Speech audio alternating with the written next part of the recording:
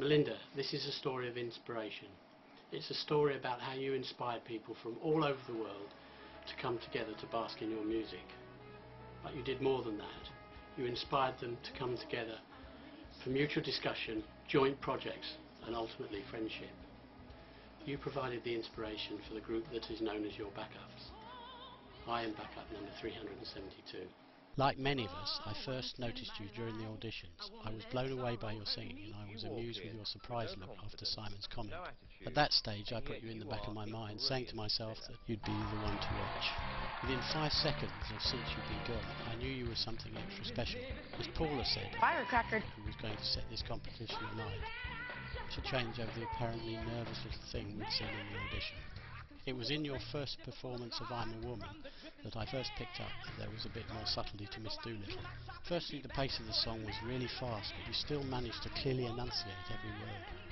Secondly, you were acting out the song with hand movements that matched the words. And lastly, you deliberately pulled in the backup singers as a reference to the past. But it was your smile when Simon called you "You little tiger" that finally hooked me emotionally as well. That was the moment I truly became your fan. I signed up to the American Idol message boards and plunged into discussion about Melinda Doolittle. This is no longer a story about what I felt, but a story of how we, your backups, lived and breathed your journey. Week after week you pulled us in under your spell. Songs that we originally thought were boring, you made us cry. We marvelled in your vocals and agreed with the judges when they said it was a masterclass. And watched you switch genre from pop to country, or from ballad to rock, without skipping a beat. Latin Week you surprised us by saying, "I'm so not sexy." Sexy is not just about long legs and short skirts, although you don't look so bad. It's swaying hips when the pressures of competition are off. Or the simplest of hits done with style. Or looking stunning in that classic black dress coupled with devastating wit.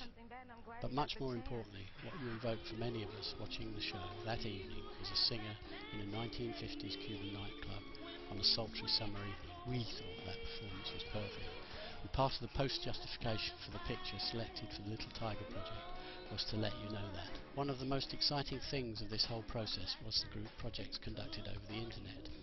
Friday's Child, backup 176, brought a Little Tiger an album and graciously invited all backups who wanted to send you a message the opportunity to do so. Over a couple of weeks we wrote the messages and collaborated on the covering letter. We knew that they had arrived at the studio, but had no idea whether or not you had received them. The excitement when this picture of you with what might have been our tiger first appeared. Was it the same, or another, was the hot debate for some hours, until eventually this view showed the collar and red heart tag that confirmed our hopes. We all thank you for taking the trouble to think of us by bringing it all the way from California. We had many discussions about what was your greatest performance, but we could not agree because they were all so good. These 3 are mine. My Funny Valentine is the top of most people's list, with many saying that this was one of the greatest American Idol performances in any season. Entertainment Weekly puts it at number 7. For me it's this bit, with a low velvet chocolate voice, that gives me goosebumps. When Randy picked I Believe in You and Me, all your backups were delighted. We knew it was a challenge for you, but equally well we knew that you would step up to that challenge and provide us with one of the delights of the season. We were not wrong. For me, the range of that song meant that you had to lower the key, bringing out my goosebumps all over again. My third pick of your performances must be Have a Nice Day.